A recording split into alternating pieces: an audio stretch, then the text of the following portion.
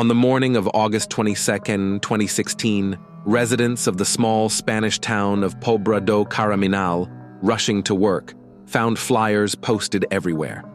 Volunteers had tirelessly pasted them on every building. The pictures on the flyers showed a young 18-year-old Diana Maria Kwer Lopez Pinel. The young girl was of a very frail build at about 6 feet tall. Her black hair, brown eyes, and delicate appearance made her irresistible. The evening before she disappeared, she was wearing pink shorts, a t-shirt, a white sweatshirt, and black sneakers. The description said the girl left home the night before and suddenly disappeared. Since last night, her family, along with volunteers and special services, have been desperately and tirelessly searching for the missing girl in every possible way.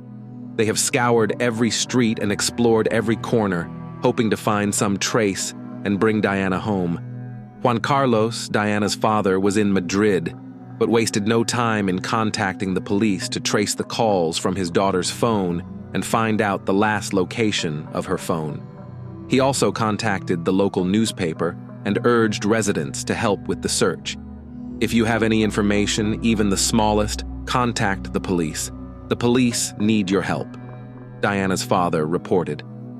Diana's mother, on the verge of depression, pleaded with the public, "We are doing everything we can to find Diana, but we still haven't gotten any answers. If you have any information, please help us. We are in a situation where even the slightest rumor can become important and help us find our daughter." Diana Maria Kwer Lopez Pinel was born on August 12, 1998, in Madrid. She was the daughter of Diana Cristina Lopez Pinel Pinarejo and Juan Carlo Kwer, and had a sister named Valeria. The family was quite wealthy and closely related.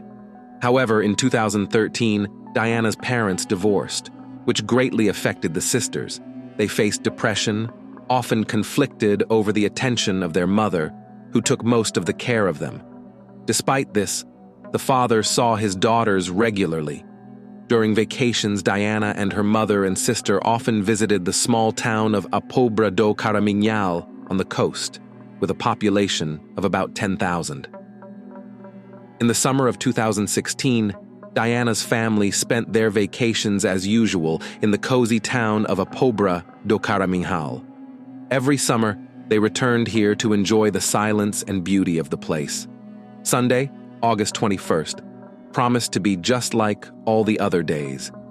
In the evening, around 10 o'clock, Diana went up to her mother and told her that she was going to go to Valle Inclán Park to meet her friends and have fun in honor of the Feast of the Virgin Carmen. Valle Inclán Park was not far from the cottage where the family was staying, and was a place where Diana often walked. Her mother, seeing nothing strange in it, allowed her to go there again. The girl spent that evening merrily among her friends. 4 hours later, Diana said goodbye to her friends, and was about to return home, not realizing that this would be their last goodbye. On the way, she met her acquaintance Paseo de Ariel, not far from the very pizzeria where Diana often spent time. It was about 2:30 in the morning when they said goodbye. Paseo de Ariel was the last person to see Diana on that dark night. The morning of August 22nd, 2016 turned into a nightmare for Diana's mother, Maria Kwer Lopez Pinel. At 8:30 in the morning, she realized that something was wrong with her daughter.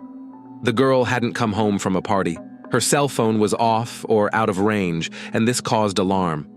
The mother decided not to wait and immediately called the police, reporting her daughter missing. Based on the information from the mother, it could be concluded that Diane did not have any serious emotional or mental health issues, despite a troubled childhood due to her parents' divorce. Her prolonged absence was very strange and raised serious concerns. Police began to unravel the tangle of incomprehensible events surrounding the disappearance of Diana Maria Kwer Lopez Pinel, and investigators had to find out what happened when Diana disappeared without a trace. It turned out that Diana's last messages were sent to a friend of hers from Madrid via WhatsApp. In them, She wrote about a certain stranger who was stalking her and shouting strange phrases, scaring the girl. These messages were Diana's last contact with the outside world, as she no longer responded to the messages, although they were read. The next day, the police began to retrace the route Diana had to take to get home. It was there, along the road, that they found a black hairband that looked very much like the one Diana had been wearing that night. It was the only thing that was found at the scene of the disappearance. But other than that, investigators had no other evidence. Diana's friends were unable to provide any useful information, and there were no CCTV cameras on the last stretch of Diana's journey. The street was poorly lit and sparsely populated, with only a few garages and a dilapidated Boomerang nightclub along the road. Some witnesses claimed to have seen Diana get out of a car with 3 guys in it. Allegedly, she moved to another car, which took her away from the port. But these testimonies were not confirmed. Investigators considered 2 main versions of what happened. The first one suggested that Diana was kidnapped by someone she might have known. The second version linked the disappearance to a possible attack by a maniac. Diana's mother even suggested a third version, that her daughter could have been taken away on a boat. Diana's friend and ex-boyfriend reported that she met a guy from Morocco, and together they bought hashish. But this information only complicated the picture of the disappearance. An important point was the information in the media about the discovery of the clothes that Diana wore that evening. However, Diana's mother denied this information, claiming that no clothes were found. In addition, her credit card and identification were left in the house. Diana could not just run away, leaving all her belongings and documents behind. This fact and other circumstances confirmed that the girl's disappearance was not of her own free will. Nevertheless, the case still remained mysterious and could not be solved. Shortly after Diana's disappearance, the press reported on the quarrel that broke out between Diana and her mother just a few days before the tragic event. The media claimed that Diana had suffered a nervous breakdown that required medical attention, and that her younger sister, Valeria, had also been hospitalized with the same symptoms.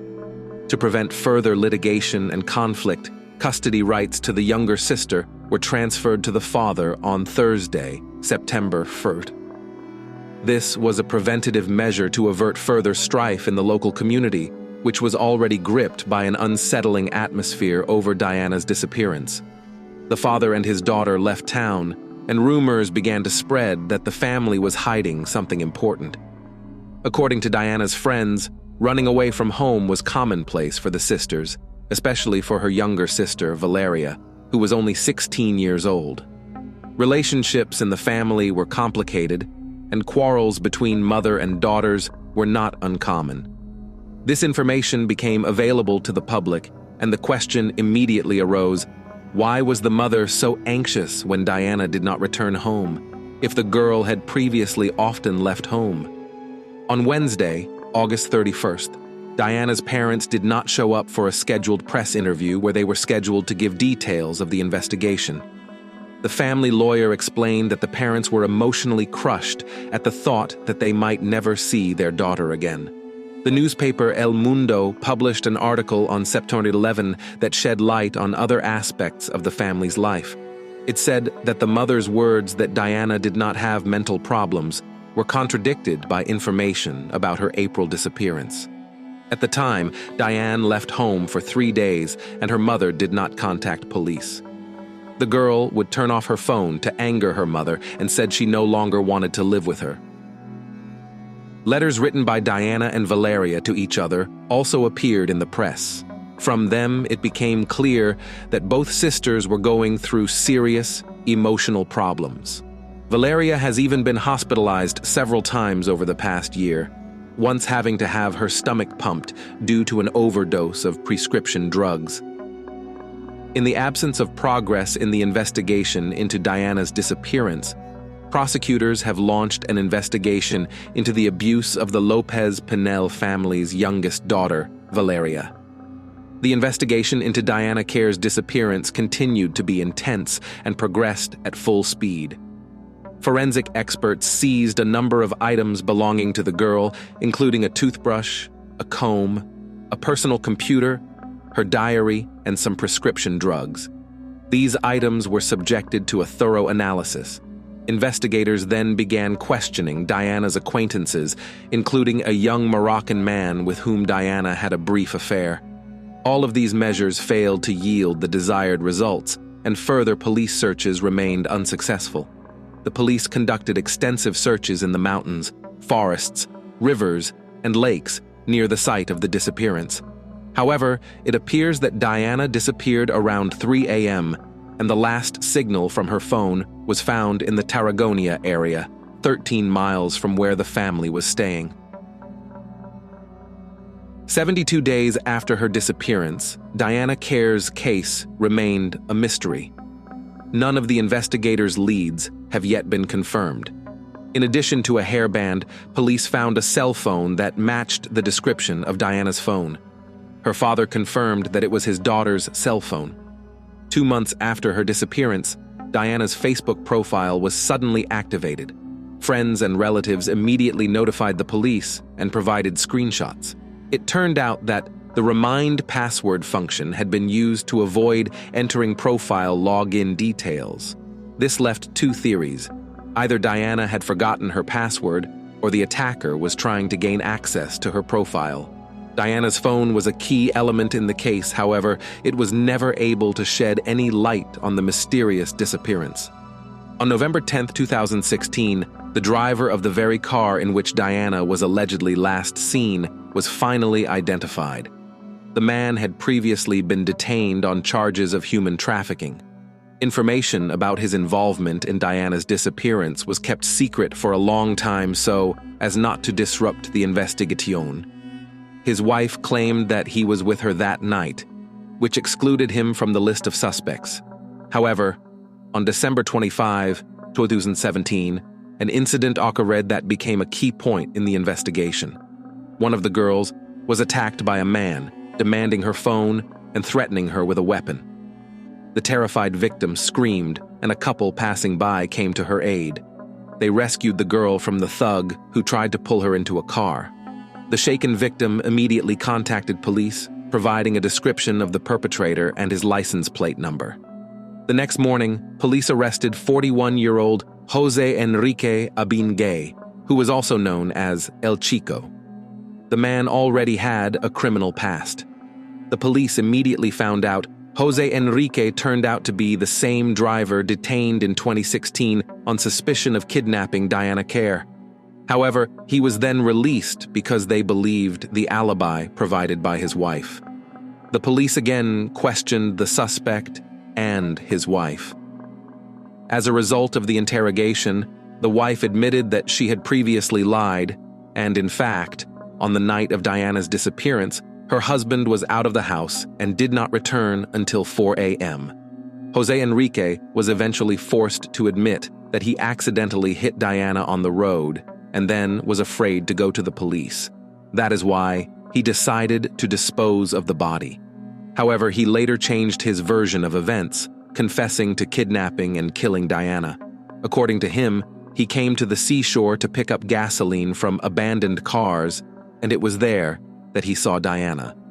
Jose kidnapped her, tried to force her to have sexual intercourse, and then strangled her.